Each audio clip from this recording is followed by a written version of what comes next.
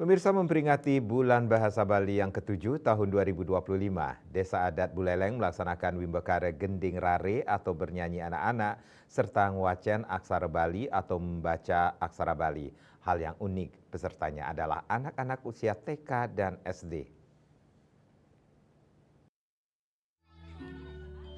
Selama bulan Februari 2025, berbagai perlombaan dilaksanakan hampir di semua desa dan kelurahan di Bali, salah satunya adalah Desa Adat Buleleng. Menurut Bendesa Adat Buleleng Nyoman Sutrisna, berbeda dari tahun-tahun sebelumnya, peringatan Bulan Bahasa Bali kali ini hanya melaksanakan dua lomba, yakni lomba membaca aksara Bali yang diikuti oleh siswa SD serta menyanyikan lagu Bali oleh anak-anak TK.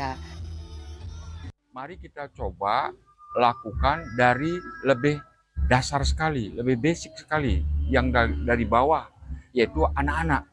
Coba kita inventarisasi daripada sekolah-sekolah TK yang ada di Desa Adat Buleleng, begitu juga uh, sekolah dasar yang ada di Desa Adat Buleleng. Nah, tentu saja kami mencoba juga mengcombine dengan 14 penyeradat.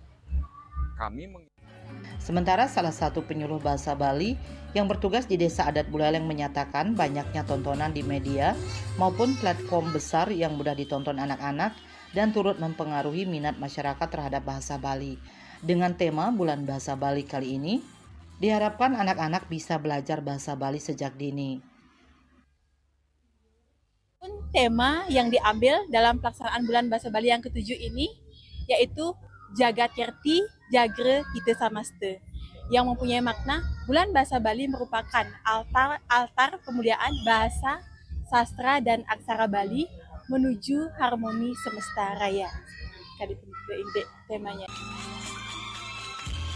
Sementara salah satu peserta lomba membaca aksara Bali, Sumarjani, menyatakan baru pertama mengikuti lomba membaca aksara Bali yang membuatnya gugup.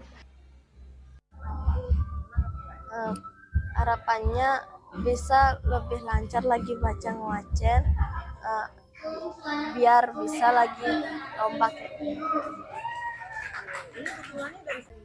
Yasri Yuli, Bali TV.